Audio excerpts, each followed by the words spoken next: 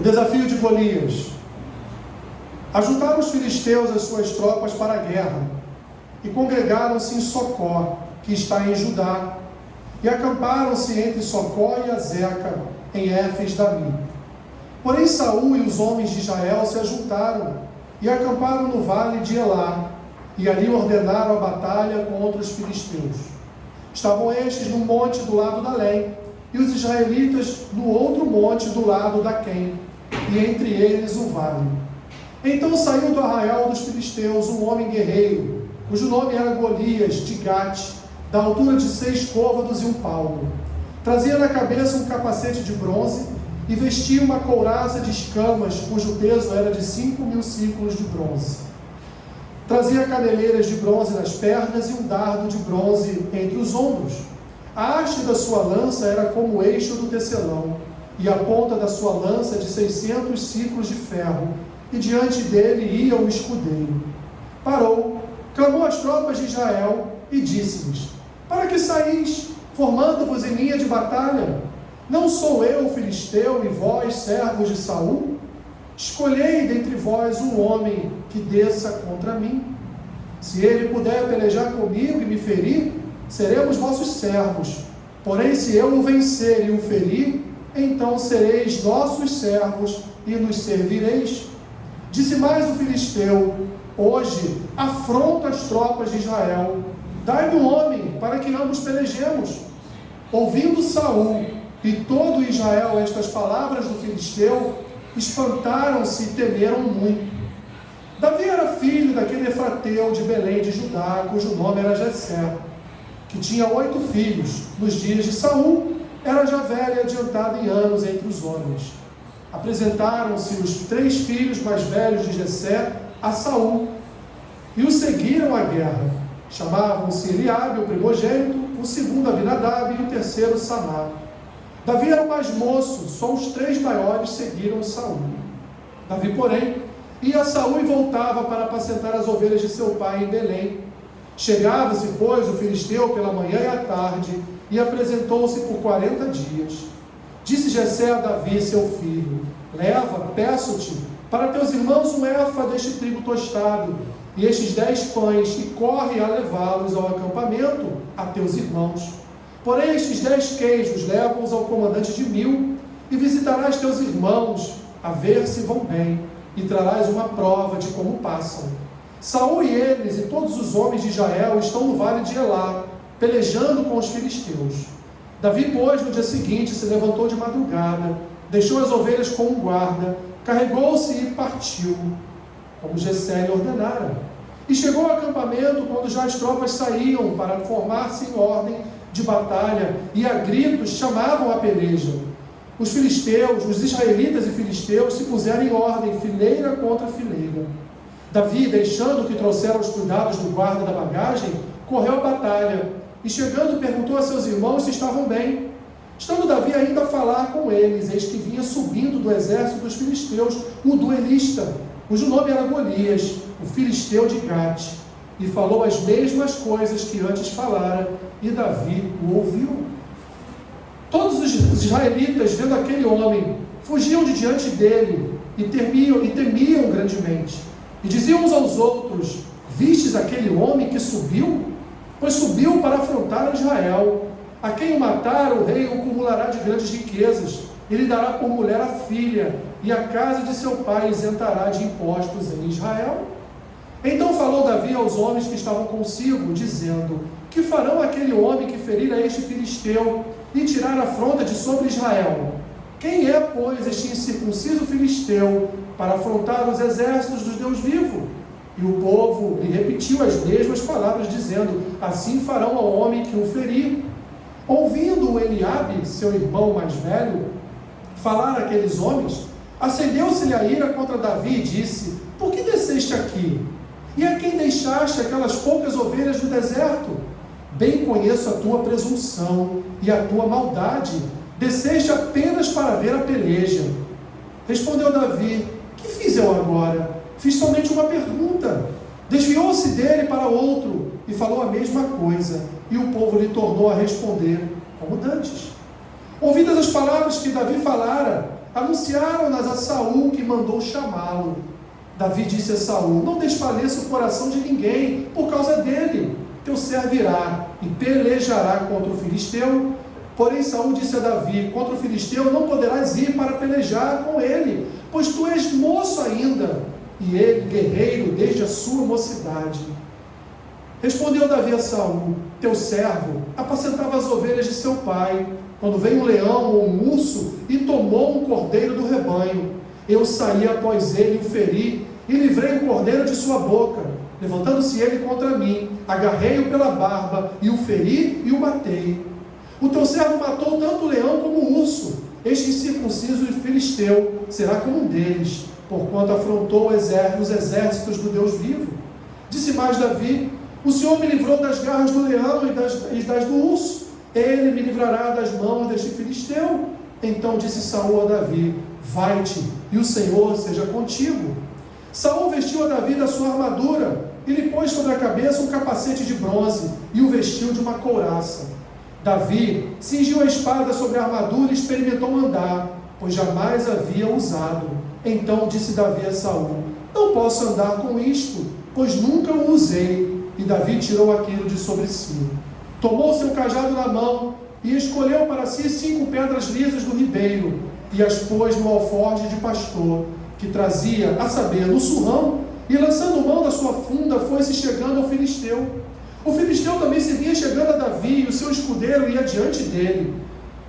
Olhando o filisteu, vendo a Davi, o desprezou, porquanto era moço ruivo e de boa aparência. Disse o filisteu a Davi: sou eu algum cão, para vires a mim com paus? E pelos seus deuses amaldiçoou o filisteu a Davi. Disse mais o filisteu a Davi: vem a mim, e darei a tua carne às aves do céu, e às bestas feras do campo. Davi, porém, disse ao filisteu: tu vens contra mim com espada, e com lança, e com escudo. Eu, porém, vou contra ti em nome do Senhor dos exércitos, o Deus dos exércitos de Israel, a quem tens afrontado. Hoje mesmo o Senhor te entregará nas minhas mãos. Ferir-te-ei, tirar-te-ei a cabeça, e os cadáveres do arraial dos filisteus darei. Hoje mesmo as aves dos céus e as bestas feras da terra, e toda a terra saberá que há Deus em Israel. Saberá toda esta multidão que o Senhor salva, não com espada nem com lança, porque do Senhor é a guerra, e Ele vos entregará nas nossas mãos. Sucedeu que, dispondo-se o filisteu a encontrar-se com Davi, este se apressou, e deixando as suas fileiras, correu de encontro ao filisteu. Davi meteu a mão no alforje, e tomou dali uma pedra, e com uma funda tirou, e feriu o filisteu na testa. A pedra encravou-se-lhe na testa, e ele caiu com o rosto em terra. Assim, prevaleceu Davi contra o filisteu, com uma funda e com uma pedra, e o feriu e o matou, porém não havia espada na mão de Davi. Pelo que correu Davi, e lançando-se sobre o filisteu, tomou-lhe a cabeça, tomou-lhe a espada, e a desembaiou-a, e o matou, cortando-lhe com ela a cabeça. Vendo os filisteus que era morto seu herói, fugiram. Então os homens de Israel e Judá se levantaram, e jubilaram, e perseguiram os filisteus até Gate e até as portas de Ecrom. E caíram filisteus feridos pelo caminho, de Saaraim até Gate e até Ecrom. Então voltaram os filhos de Israel de perseguir os filisteus, e lhes despojaram os acampamentos. Tomou Davi a cabeça do filisteu e a trouxe a Jerusalém. Porém as armas dele pô-las Davi na sua tenda. Quando Saul viu sair Davi a encontrar-se com o filisteu, disse a Abner, comandante do exército: de quem é filho este homem, Abner? Respondeu Abner: tão certo como tu vives, ó rei, não sei. Disse o rei: pergunta, pois, de quem é filho este jovem? Voltando Davi de haver ferido o filisteu, Abner o tomou e o levou à presença de Saul, trazendo ele na mão a cabeça do filisteu. Então Saul lhe perguntou: de quem és filho, jovem? Respondeu Davi: filho de teu servo Jessé, o belemita. Até aqui. Senhor, abençoa-nos com a tua palavra nesta manhã. Fala ao nosso coração, Senhor, neste momento. É o que te pedimos, em nome de Jesus. Amém. Queridos, há uma palavra em Deuteronômio 17, versículos 14 e 15, que diz assim: quando entrares na terra que te dá o Senhor teu Deus, e a possuíres, e nela habitares, e disseres: estabelecerei sobre mim um rei, com todas as nações que se achem, como todas as nações que se acham em redor de mim. Estabelecerás com efeito sobre ti, como rei, aquele que o Senhor teu Deus escolher. Homem estranho, que não seja dentre os teus irmãos, não estabelecerás sobre ti, e sim um dentre eles. Quando nós chegamos no primeiro capítulo, no primeiro livro de Samuel, no capítulo 8, nós vamos ver o povo se apresentando a Samuel e dizendo: Samuel, você já é um homem velho, e daqui a pouco o Senhor te tomará. Os seus filhos são corruptos, e eles certamente não governarão Israel como você governa, com honestidade e em santidade. Portanto, nós queremos que você destaque para nós um rei. Queremos ser governado por um homem. Samuel então se entristece, vai à presença de Deus, e Deus diz a ele: Samuel, não entristeça o seu coração, porque na verdade eles não estão rejeitando a ti, mas eles estão rejeitando a mim. Volte lá e unja o rei que eu lhe apresentarei, que eu irei lhe indicar. Samuel volta ao povo e mais uma vez pergunta: vocês têm certeza do que vocês querem? Porque a partir do momento que escolherem um rei para si, vocês não serão mais donos de absolutamente nada. Toda a riqueza de Israel, a sua casa, a sua família, será de propriedade do rei. E o povo então, meus irmãos, no primeiro livro de Samuel, capítulo 8, versículo 20, traz essa resposta para Samuel: queremos ainda assim um rei, para que sejamos também como todas as nações. O nosso rei poderá governar-nos, sair adiante de nós e fazer as nossas guerras. O povo queria um rei que fizesse as suas guerras, como era em todas as outras nações. Dito isso, meus irmãos, quando nós chegamos no primeiro livro de Samuel, capítulo 17, quando nos é apresentado pelo escritor de 1 Samuel o cenário da guerra entre Israel e os filisteus, o que está diante dos nossos olhos agora é o tal do rei que iria à batalha para o povo, o tal do rei que iria guerrear as guerras para o povo, fazer o quê? Se omitir e se esconder. Com medo de quem? Com medo do filisteu Golias. O povo, meus irmãos, e Saul estavam amedrontados com a ameaça de Golias. Olha o que diz o versículo 11. Ouvindo Saul e todo Israel estas palavras do filisteu, espantaram-se e temeram muito.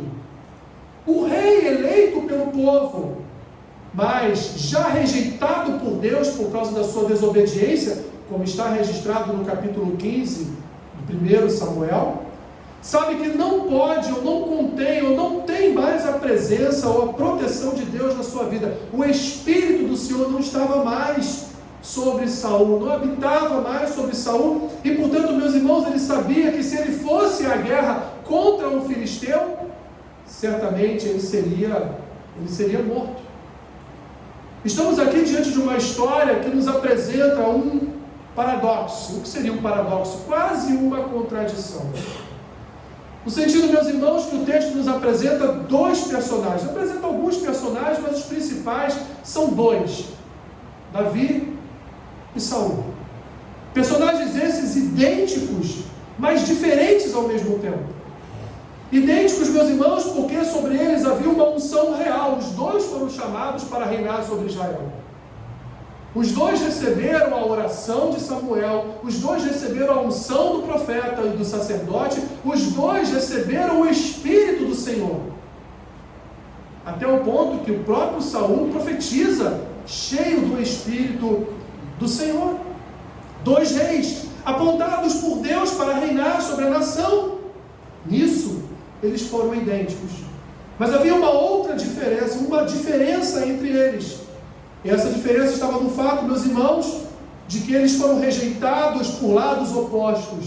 enquanto Saul agora é o rei rejeitado por Deus, Davi é o futuro rei, acolhido por Deus, mas rejeitado por todo o povo. Saul, escolhido do povo para reinar, havia sido rejeitado por Deus por causa da sua desobediência. E Davi, o escolhido por Deus, estava aqui no contexto de toda a guerra, sendo rejeitado pelo povo.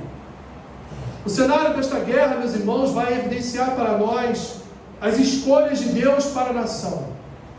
Vemos aqui um inimigo que constrange e afronta o exército de Israel por 40 dias. Golias intensifica os seus ataques durante 40 dias. Ataques verbais afrontando diretamente o exército de Israel.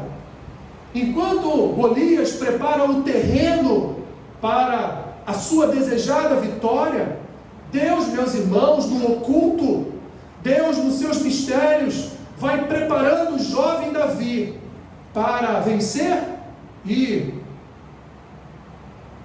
fazer com que os seus planos eternos fossem colocados em pauta em Israel. Percebam que Davi, ele entra neste cenário como um entregador de iFood. Não é esse o cenário aqui para Davi? A partir do versículo 12, Davi entra em cena, é apresentado como filho de Jessé. São apresentados para nós os 3 irmãos mais velhos dele. Esses 3 irmãos mais velhos são enviados por Jessé à peleja, são enviados a Saul para pelejar e para fazer parte do exército do rei. E Davi é chamado por seu pai para quê? Para ser alçado à frente de batalha? Não, para pegar sua motinho e fazer uma entrega de refeição. Davi entra, meus irmãos, num cenário de guerra. Davi entra num cenário de medo. Davi entra num cenário de desespero de Israel, entregando comida a seus irmãos e um queijo especial ao comandante de 1000. Deus, meus irmãos, Ele faz coisas de forma interessante, não é mesmo? Deus age por caminhos, Deus segue propósitos inimagináveis na nossa mente. Quem era o jovem Davi naquela sociedade israelita? Meus irmãos, não havia absolutamente nada naquele jovem que pudesse identificá-lo como alguém de importância. Ele era só um pastor de ovelhas, era só um cuidador de ovelhas. Nos momentos de folga e de festa em família, ele era um arpista, tocava sua harpa. Nos momentos que Saul o convocava, por conta das perturbações espirituais, Davi ia lá até o castelo, até o reino, até a morada de Saul, dedilhava sua harpa e os demônios se retiravam de Saul. Davi era, meus irmãos, um total desconhecido para Israel, mas justamente o desconhecido que Deus iria daqui a alguns minutos levantar para derrotar o adversário de Israel e iniciar uma dinastia, não uma dinastia de nomes terrenos, mas uma dinastia eterna. Percebam, meus irmãos, que ao se interessar pela peleja, Davi ele é ridicularizado e rejeitado por todos.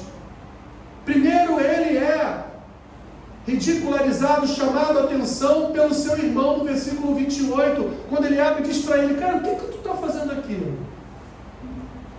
Cara, volta lá para a casa do papai, cara, vai cuidar das ovelhas lá, vai tocar uma harpa, vai tomar um banho no rio, vai fazer alguma coisa, cara, aqui a gente está em guerra, aqui o bicho está pegando, aqui não é coisa para criança. Você é muito jovenzinho, ruivinho, bonitinho, você é muito arrumadinho, Davi, está fazendo o que aqui, cara? Sai daqui. Isso foi o que o seu irmão mais velho lhe disse. Mas Davi também foi rejeitado pelo rei, também por causa da sua aparência.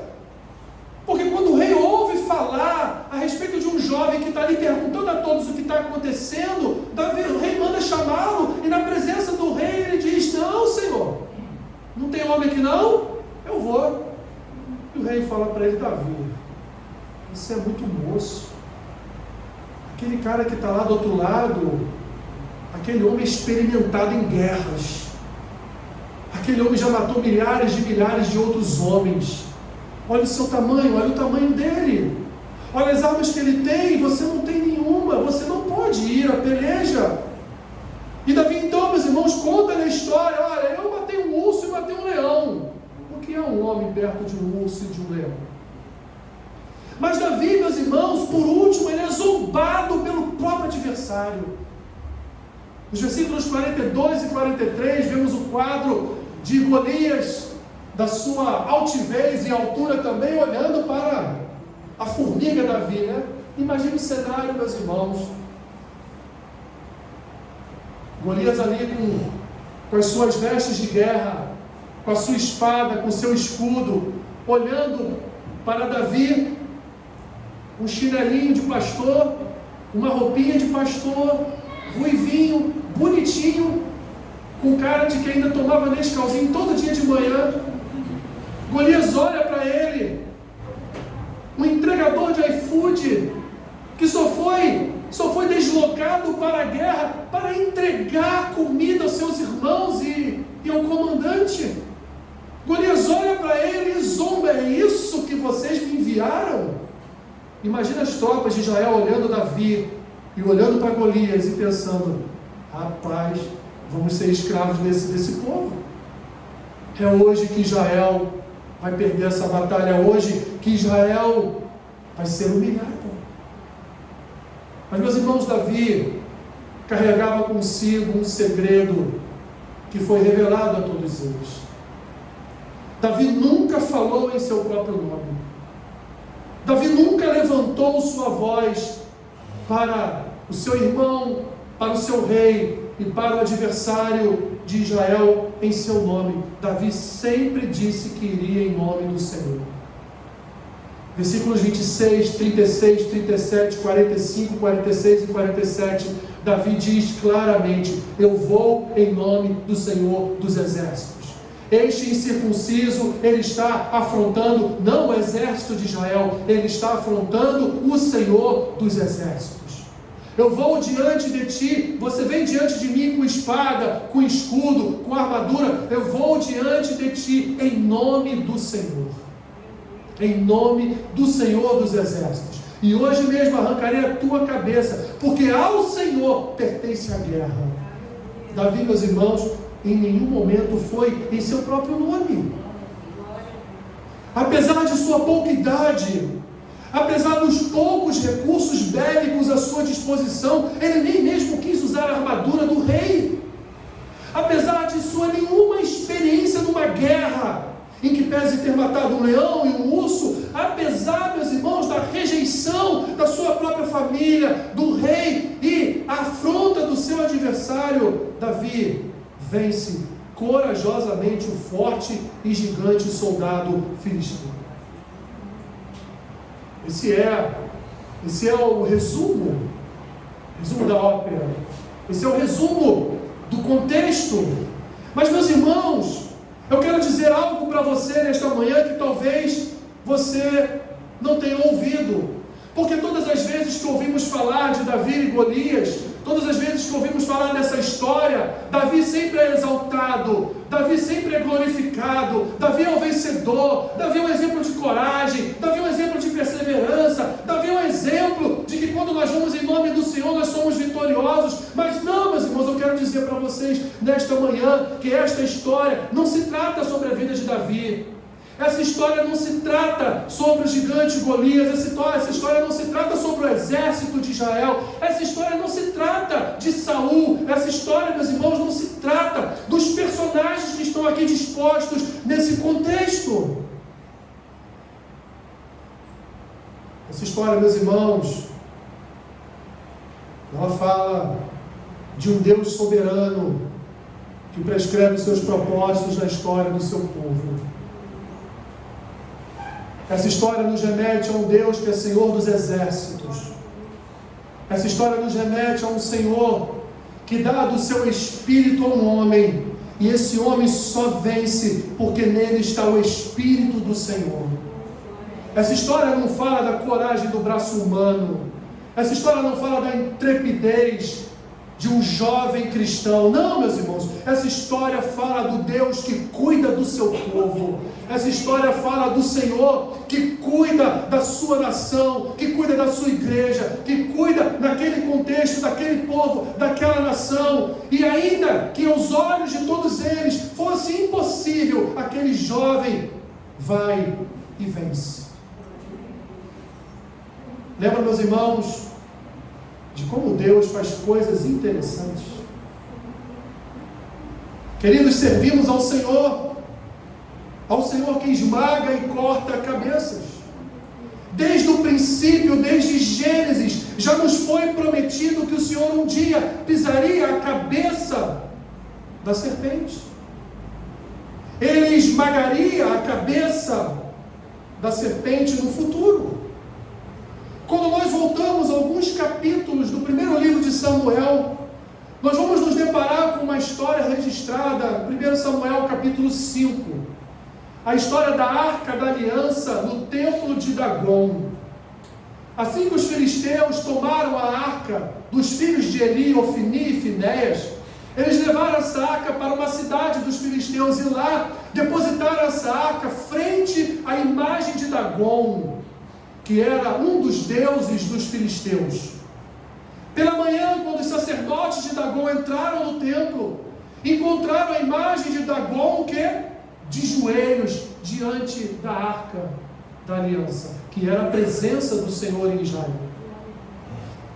Levantaram aquela estátua, colocaram ela de pé, mas no dia seguinte, quando retornaram lá para acenderem incensos a Dagon, o que eles encontraram? Um cenário pior, porque agora a imagem de Dagon estava de joelhos diante da arca, com a sua cabeça decepada e as suas mãos também decepadas. Servimos a um Deus, meus irmãos, que esmaga e corta cabeças. Chegamos então a Davi. Pergunto aos irmãos: precisava Davi degolar a cabeça do gigante? Já era muita onda só matar o gigante, né? Mas Davi sabia que servia ao Deus que esmaga e corta cabeças. Ele esmaga e corta a cabeça dos seus adversários. Ele esmaga e corta a cabeça de inimigos. Os filisteus perderam a cabeça de Dagon e agora perdem a cabeça de Golias. A imagem, meus irmãos, dos inimigos degolados é o pano de fundo para o cumprimento da vitória final e eterna. Paulo diz em Colossenses, capítulo 2, versículo 15: despojando principados e potestades, publicamente os expôs ao desprezo, triunfando deles na cruz. O que Cristo fez na cruz, esmagou a cabeça da serpente. Jesus esmagou a cabeça da serpente, Satanás, e cumpriu o que estava proposto em Gênesis capítulo 3, versículo 15. Meus irmãos, a vitória de Davi, que pese ser importante para Israel, ela foi passageira, pois Israel voltaria a sofrer nas mãos dos seus adversários, mas a vitória de Cristo esmagando a cabeça da serpente, meus irmãos, garantiu a nós uma vitória definitiva e eterna sobre os nossos pecados, sobre principados e potestades, ao ponto de Paulo em Efésios capítulo 1 dizer: Jesus entregou à igreja o pisar na cabeça da serpente. Os principados e as potestades estão sob a autoridade da igreja. Lembra, meus irmãos, como Deus faz coisas interessantes? O povo quis um rei. Não queriam mais um governo direto do Senhor. O rei foi escolhido, mas esse rei falhou. Esse rei sofreu a rejeição de Deus. Temos então um rei adorado pelo povo, mas rejeitado por Deus. Do outro lado, meus irmãos, nós temos um rei escolhido por Deus, mas rejeitado pelos da sua casa, rejeitados pelo rei que representava toda a nação e rejeitado pelo seu adversário. Davi é o arcabouço, Davi é a imagem do rei Jesus, escolhido e enviado por Deus, mas rejeitado por todos. A família de Cristo rejeitou, o povo rejeitou escolhendo Barrabás, assim também como rejeitaram a Davi. Mas Deus, meus irmãos, Ele faz coisas interessantes. Israel precisava de um Salvador. Golias, meus irmãos, passou 40 dias humilhando Israel. 40 dias afrontando o exército de Israel. Assim, meus irmãos, como o diabo passou 40 dias tentando afrontar o Senhor Jesus naquele deserto, tentando humilhá-lo, tentando fazer com que ele temesse a sua presença. Naquele momento, meus irmãos, só havia um rei em condições de lutar contra aquele adversário. Não era Saul, porque Saul já havia sido rejeitado por Deus. Esse rei era o prometido, o futuro, era o rei Davi, que já havia sido ungido naquele momento por Samuel para o exercício real. Davi, meus irmãos, foi o salvador de Israel naquele dia, mas a salvação de Davi também era passageira, porque Israel voltaria a ser afrontado por outros inimigos. Só haveria uma salvação definitiva e perfeita. Só um outro rei, meus irmãos, poderia salvar o seu povo para sempre. E é em Jesus, é no rei Jesus que vemos a vitória de Davi se eternizar. Jesus, o rei, se levantou para salvar o seu povo. Não uma vitória passageira como a de Davi, mas uma vitória, meus irmãos, definitiva, vicária, eterna. Não haveria outro rei com poder, autoridade, que pudesse levar o seu povo à vitória, não uma vitória passageira, mas a vitória permanente, definitiva. E nesse caso, meus irmãos, de fato, Davi não seria esse rei, mas sim Jesus. Olhamos para Davi como um tipo de Cristo, mas um tipo de Cristo passageiro, um tipo de Cristo apresentado naquele momento a Israel como o prelúdio de um futuro Cristo que sim, teria sobre si todo o poder, toda a autoridade, toda a glória para salvar o seu povo dos seus pecados, como diz Mateus capítulo 1, porque ele veio para salvar o seu povo dos seus pecados. Mas, meus irmãos, o que tudo isso nos diz? O rei que salva, que corta cabeças, que é rejeitado. O que isso tem a ver com a nossa vida em pleno século 21? O que nós temos a ver com todo este quadro pintado pelas Escrituras, nos apresentando todo esse contexto de Davi, Saul, Golias, família, povo, vitória? Em primeiro lugar, meus irmãos, entenda definitivamente uma coisa: nós não somos estrelas da companhia, não somos os atores principais do teatro de Deus. Deus é o ator principal do seu teatro. Na luta entre Davi e Golias, Davi não era o ator principal, mas o Senhor dos exércitos é quem era. Em nossa vida, meus irmãos, nós não somos os atores principais, é o Senhor que reina sobre nós. No teatro de Deus, meus irmãos, nós somos apenas coadjuvantes. O Senhor é o ator principal. E é Ele não é só o ator, mas Ele também é o diretor. Ele também é quem escreveu todo o enredo. E é Ele que vai também contar toda a história.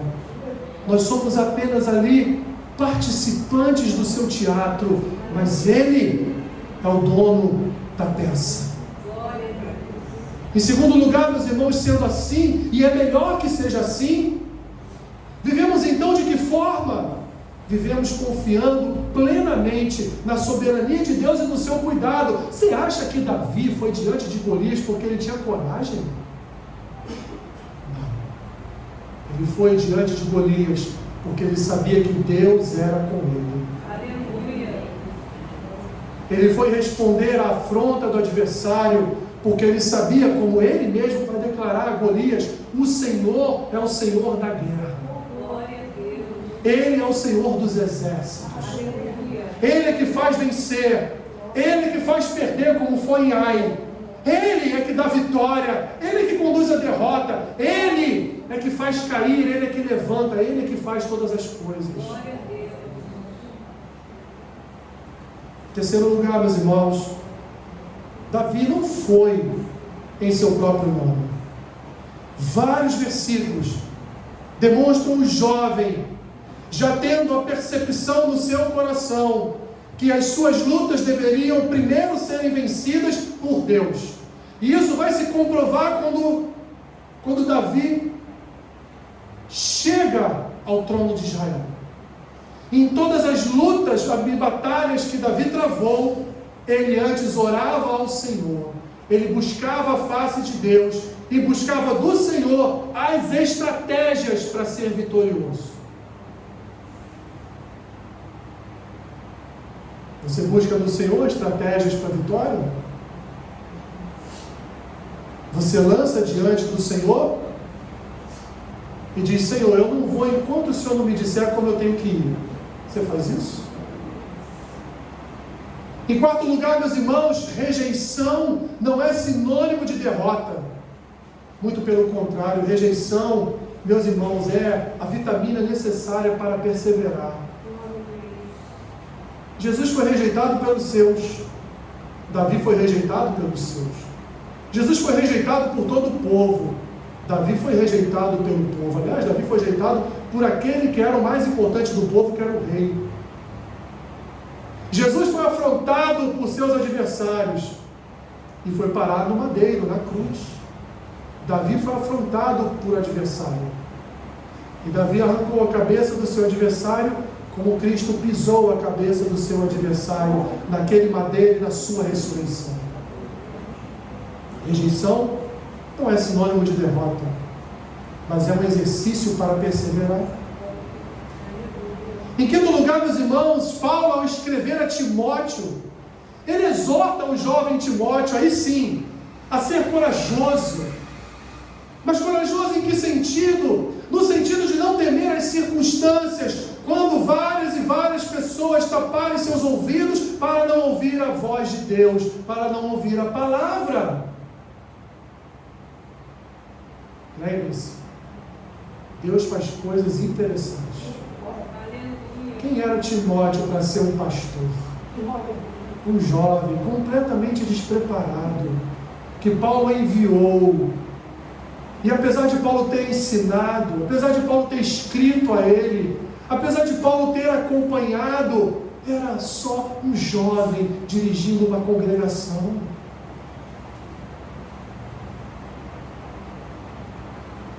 Meus irmãos, Deus de fato é Deus de coisas interessantes. Quem éramos nós? Quem éramos nós antes da cabeça da serpente ser esmagada por Cristo? Quem éramos nós? Também rejeitávamos a Jesus. Quem éramos nós? Inimigos de Deus. Meus irmãos, precisamos de um Salvador. Precisamos do Salvador. E o Rei nos salvou. Assim como Davi salvou a Israel do seu inimigo, Jesus nos salvou do nosso adversário. Não só através de uma funda em uma pedra, mas principalmente através do nome do Senhor. Jesus não nos salvou só através de um madeiro, mas Ele nos salvou através do seu sangue, nos salvou através da sua morte, nos salvou através da sua ressurreição. Temos diante de nós, meus irmãos, um quadro onde Deus claramente se apresenta como o Salvador de um povo, como o libertador de um povo, como aquele que enviou o Rei, aquele que enviou o Salvador para salvar o seu povo de um gigante, mas principalmente para salvar o seu povo dos seus próprios pecados. A história de Davi não é a história de Davi, é a história de um Deus Salvador, misericordioso, cheio de graça e de amor pelo seu povo. Senhor, obrigado. Obrigado porque foi Jesus que pisou a cabeça do gigante. Foi Jesus que cortou a cabeça do gigante. Foi o Senhor que venceu principados e potestades. E hoje, Senhor, somos sim mais que vencedores, porque o Senhor venceu. Somos vitoriosos em Ti, Jesus. Que o Senhor continue trabalhando em nossas vidas, em nossos corações, renovando sobre nós o poder do Teu Espírito, a intrepidez do Teu Espírito, a coragem do Teu Espírito, o amor e cuidado do Teu Espírito com as nossas vidas. Que nós possamos batalhar nesta vida sempre em Teu nome, nunca em nosso nome. Que Tu continues a ser o centro da nossa vida, o centro da nossa existência. É o que Te pedimos nesta manhã, Senhor, em nome do Rei, em nome do Senhor que venceu, e que venceu, em nome de Jesus. Amém.